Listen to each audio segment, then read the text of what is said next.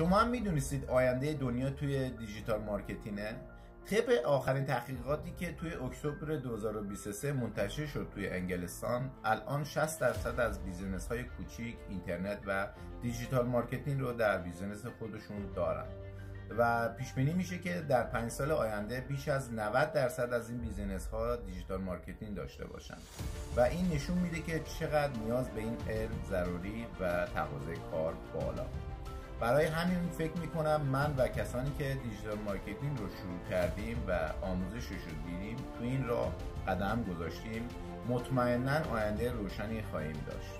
چند سال پیش آقای بیل گیتس یه جمله خیلی قشنگی گفت که بیزینس شما توی اینترنت الان که من دارم صحبت میکنم حضور نداشته باشه، حتما از صفحه روزگار بعداً محو میشه. موفق و پایدار باشید.